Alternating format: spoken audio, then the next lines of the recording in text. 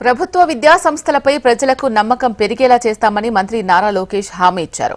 విజయవాడ పాయకరావుపురంలో ప్రభుత్వ జూనియర్ కళాశాలలో ఇంటర్ విద్యార్థులకు డొక్కా సీతమ్మ మధ్యాహ్న భోజన పథకాన్ని మంత్రి నారా లోకేష్ ప్రారంభించారు. తరగతి గదిలో విద్యార్థులతో ముచ్చటించి వారితో కలిసి ఆయన భోజనం చేశారు. ఏపీ వ్యాప్తంగా కేజీ నుంచి పీజీ వరకు ప్రభుత్వ విద్యా సంస్థలు బలోపేతం చేయడమే లక్ష్యంగా పనిచేస్తున్నామని, ప్రైవేటుకు దీటుగా ప్రభుత్వ పాఠశాలలు ఎలా పనిచేయాలి అనే దిశగా చర్యలు చేపడుతున్నట్లు మంత్రి నారా లోకేష్ వెల్లడించారు.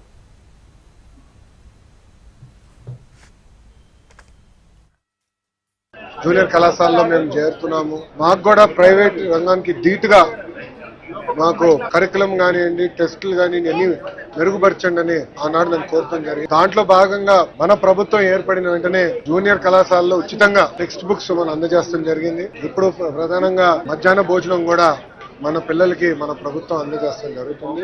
నాలెడ్జ్ ఎకానమీలో హెచ్ఆర్డి మినిస్ట్రీ అనేది చాలా కీలకమైన పాత్ర వహిస్తుంది. ఆ అవకాశం నాకు గౌరవ ముఖ్యమంత్రి చంద్రబాబు నాయుడు గారు మంత్రిగా నాకు ఇచ్చారు. ఒక బాధ్యతగా మేము వ్యవహరిస్తున్నాం. కేజీ నుంచి పీజీ వరకు విద్యను ఎట్లా బలోపేతం చేయాలి, కొత్త సంస్కరణలు ఎట్లా తీసుకురావాలి, ఇతర రాష్ట్రాల్లో ఇతర దేశాల్లో ఎలాంటి కరికులం పాటిస్తున్నారో దాన్ని ఎట్లా చేయాలని అంతా కూడా అనేక చర్చలు జరిగినాయి. అదేవిధంగా యూనియన్లతో కూడా మేము మీటింగ్లు పెట్టుకుంటాం జరుగుతుంది. గత ప్రభుత్వం లాగా ఏకపక్ష నిర్ణయాలు మేము తీసుకోవట్లేదు. అందరితో చర్చిస్తున్నాం, ఉపాధ్యాయులతో మాట్లాడుతున్నాం, తల్లిదండ్రులతో మాట్లాడుతున్నాం, విద్యార్థులతో మాట్లాడుతున్నాం.